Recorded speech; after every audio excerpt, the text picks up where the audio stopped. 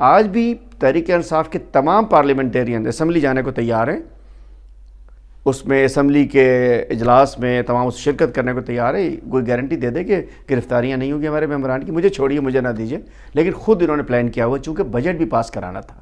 یاد ہوگا پچھلے سال 5 گھنٹے کی ہم نے بجٹ پہ بحث کی تھی، میری سپیچ تھی، گو کہ اس کے بعد میں جو پکڑ لیا گیا تھا، لیکن 5 گھنٹے بجٹ سپیچ کی تھی ہم نے. بجٹ سندھ کے معاملات کے اوپر ہائی لائٹ کیا تھا، سندھ کے ایشوز پہ بجٹ کا ایک پورا پوسٹ مارٹم کیا تھا. تو اس سے بچنے کے لیے انہوں نے سب کچھ نہیں کیا. ویسے بھی سندھ اسمبلی کا رواج یہ رہا کہ پیپلز پارٹی جو سی او ڈی پہ عمل کی بات کرتی ہے، نہ اس پورے 5 سال میں سندھ میں کوئی پبلک اکاؤنٹس کمیٹی اپوزیشن کے پاس رہی، نہ اسٹینڈنگ کمیٹی میں کوئی اپوزیشن لیڈر رہا. تو یہ تو اپنی کب تک چلے گا؟ یہ کل جو غیر آئینی، غیر قانونی رولز کی خلاف ورزی، رول نمبر 25 کہتا ہے ہمارے رولز آف پروسیجر کا کہ اگر آپ نے کسی کو ہٹانا ہے تو اس کے لیے سگنیچرز کرائیے ممبرز کے، اور اس کے بعد وہ ممبرز کا اختیار ہے، کسی وقت بھی چینج ہو سکتا ہے.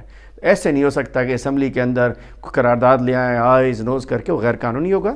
اگر ایسا کوئی حرکت کریں گے تو ہم انشاءاللہ عدالتوں کا دروازہ کھٹکھٹائیں گے. اور ابھی انصاف کچھ نہ کچھ مل رہا ہے، انشاءاللہ سندھ میں ملے گا. تو میں نہیں سمجھتا کہ کل جو کچھ کرنے جا رہے ہیں وہ رولز کی خلاف ورزی بھی ہے اور قانون کی خلاف ورزی بھی ہے. اور دراصل آخری دنوں میں اصلی اپوزیشن جو کہتا ہے پاکستان تحریک انصاف ہے، اس کو سندھ اسمبلی کی کارروائی سے دور رکھنے کی سازش ہے. آج ہمارے ممبرز کے اوپر سے پابندیاں ختم کریں، جھوٹے کیسز ختم کریں. کل سے ممبرز سندھ اسمبلی میں اس اجلاس کو جوائن کر سکتے ہیں.